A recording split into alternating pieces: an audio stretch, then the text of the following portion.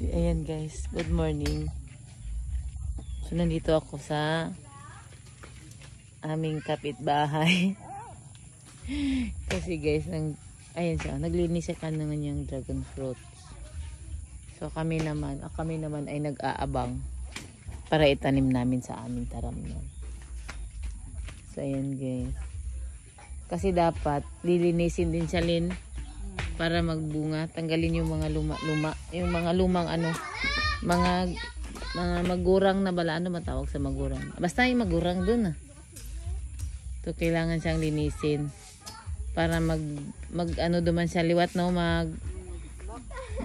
magkaroon din siya ng mga kasi ang kadalasan talaga magbunga guys ay yung mga ganito yan, yung bagong tubo.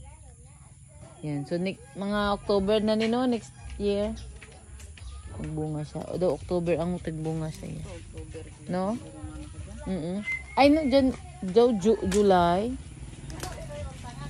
Yan. So itanim namin to lahat yan. Itanim namin lahat to.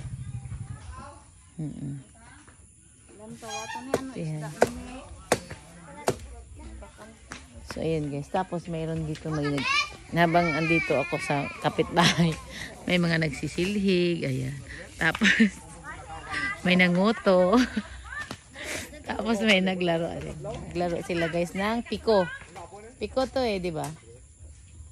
Ayan ang mga bata dito yan, sumaga pa.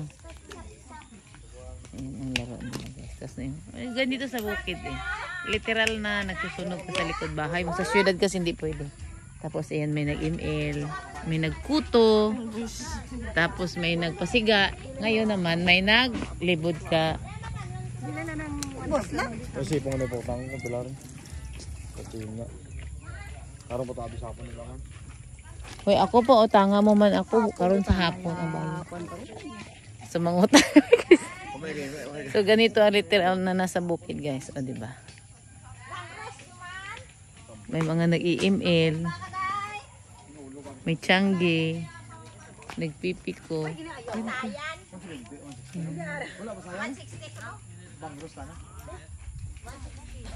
Yan. Piko na kayo, dali, piko na. Magano ka mo? So balik tayo dito guys. Nakichismis lang ako doon sa naglibod ka ang dami ba? Si Tito Libay nyo pa dapat naugon ko sa bala. So ayan guys, ang dami namin tanim. So see you in my next video guys, magtanim kami nito. Bye everybody, bye bye. Bye. Tapos may pisonit dito, kasi ganun lang kasimple ang buhay. Tapos dito nagtumpuk-tumpukan sila. Munugutang lang naman to ng isda guys.